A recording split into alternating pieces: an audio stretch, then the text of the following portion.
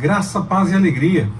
A porção de hoje recomendada para a leitura da Bíblia em um ano no plano sequencial é Juízes do capítulo 1 ao capítulo 3.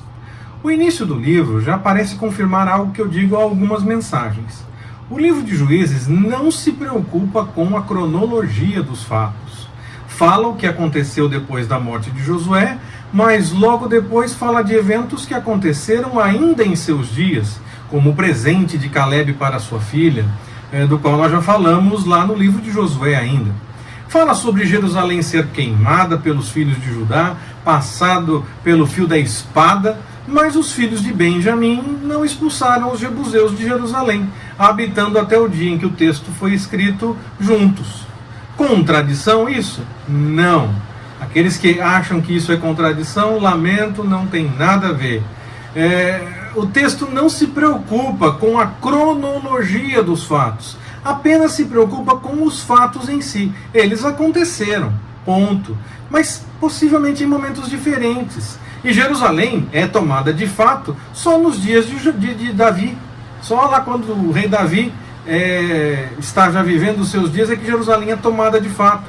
E ele era da tribo de Judá. Logo, a história dos juízes não necessariamente revela uma sequência cronológica. Revela a história, revela o que aconteceu. Mas pode ter acontecido alguma coisa em momentos diferentes. O que é relatado em um momento antes pode ter acontecido depois, ou vice-versa. O importante nesse texto é que as histórias aconteceram. Até fico com a impressão de que a passagem do anjo do Senhor, que revela a repreensão que o Senhor faz ao povo, pode mesmo ser um evento durante os dias de Josué, que então levou Josué a fazer aquele compromisso, refazer o compromisso com o povo no final do seu livro, que está lá registrado no final do livro. Talvez esse evento pudesse estar sem nenhum problema ainda no livro de Josué.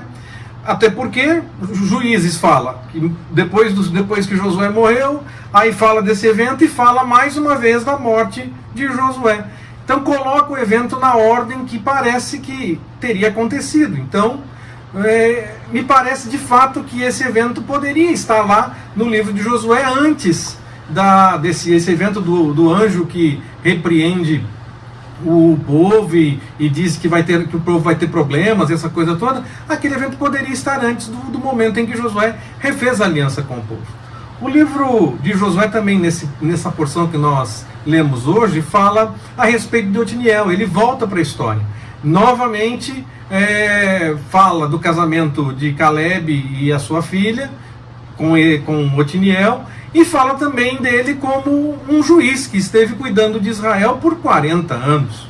Ou ele começou já muito velho, saiu para a batalha muito velho, e começou muito velho a atuar como juiz, o que não seria impossível, pois muitos personagens das histórias da Bíblia, mesmo mais velhos, mostram vigor para fazer a vontade do Senhor. Ou, o que eu acho mais provável, tudo isso aconteceu logo depois dos dias de Caleb e Josué. Eu acho que isso é mais provável, que tenha sido logo na sequência dos eventos de Caleb e Josué, talvez pouco depois da morte de Josué, ali alguns momentos depois, alguns anos depois, meses, não sei quanto tempo, não gosto de cravar isso, mas eu fico com a impressão de que isso teria acontecido por volta dessa época. Mais uma vez eu vou repetir, e vou tentar não repetir muito durante as mensagens, mas é provável que eu fale sim várias vezes a respeito disso. Não se preocupe com a ordem cronológica no livro de Juízes.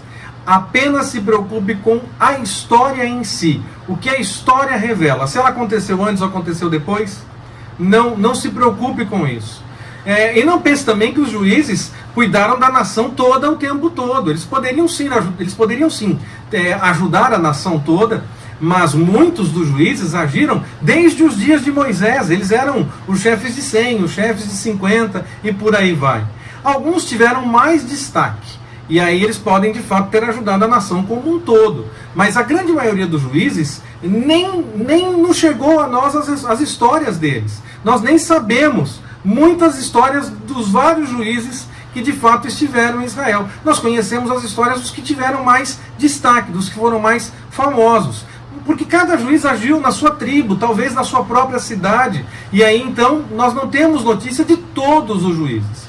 Israel ainda não tinha um líder nacional. E mesmo quando chega ao tempo de Saul, havia divisões. Davi experimentou também um pouco disso. Ele reinou numa parte, depois é que reinou no reino todo. Salomão talvez tenha experimentado um pouco isso, mas logo depois dele já aflora definitivamente a questão da divisão. Mas aí eu estou adiantando. Mas eu estou adiantando porque para lembrar que os juízes não eram reis. Eles eram líderes nas suas tribos, talvez nas suas cidades, e alguns tiveram mais destaque e mais pessoas procuravam sua ajuda, talvez tenham dado mais atenção a todo Israel, mas eles tinham realmente função específica nas suas cidades e nas suas tribos. E muitos dos juízes que atuaram durante todo o tempo em Israel, nem mesmo foram registrados na história do livro. Que o Senhor nos abençoe. Forte abraço, até mais, permitindo o Senhor.